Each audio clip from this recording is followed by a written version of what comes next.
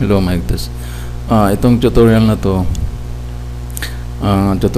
kung paano natin i-add yung na-convert nating zip files, yung TGO na kinonvert natin sa zip files, tapos ilalagay natin sa ArcMap. Double click ko lang tong ArcMap, tapos close ko yan. May dalawang paraan tayo kung paano natin i-add yung files. Pwede ka rito i-click natin yung plus, tapos hanapin natin yung files. Ito yun, HEC, tapos export, tapos yan, click add. Yan, i-remove ko lang yan, right click mo, tapos remove. Open mo tong Arc Catalog. Yan, pangalawang paraan to kung paano natin siya i-add. Open mo lang to, lagay natin dyan, saka ito, hanapin natin yung files. Ito yun, nasa TGO file, click natin yan, tapos click natin yung HEC, tapos export. Itong files na to, zip files, i-drag mo lang yan.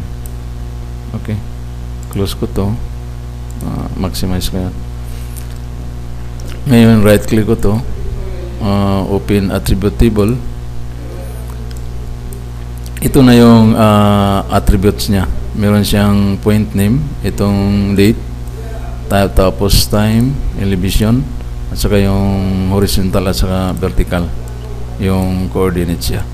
Pwede tayong mag-add ng field.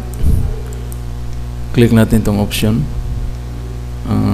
add field, lagay ko string, tapos itong type nya, lagay ko double, tapos okay. Mag-add ako ulit, add field, lagay ko northing,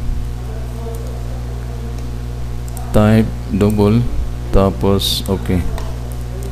Ngayon dito sa string, right click ko lang yan, calculate geometry, tapos click ko na to, okay. Yan, ito yung string nya sa mga points na to. Tapos right click ko rin to, calculate geometry, click ko to, tapos y coordinate to points, okay. Ayan, ito na yung attribute na nakuha natin. Hide ko yan. Ito pwede mong palitan yan. Click mo tong triangle na to, tapos pwede mong palitin. Gawin natin 10.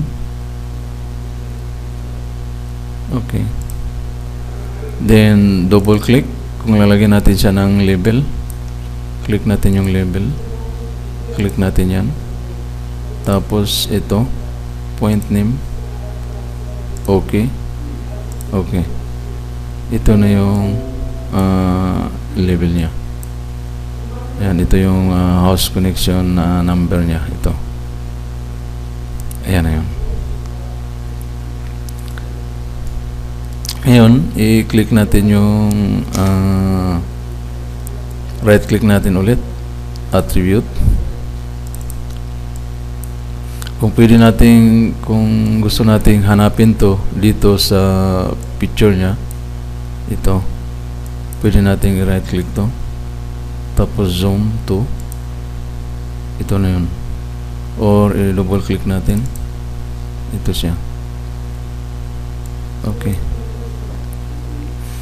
kung paano natin i-add yung na-convert nating zip files to ArcMap. Ito yung ArcMap natin.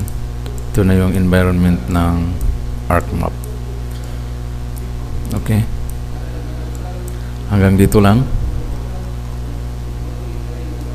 I-close ko na to.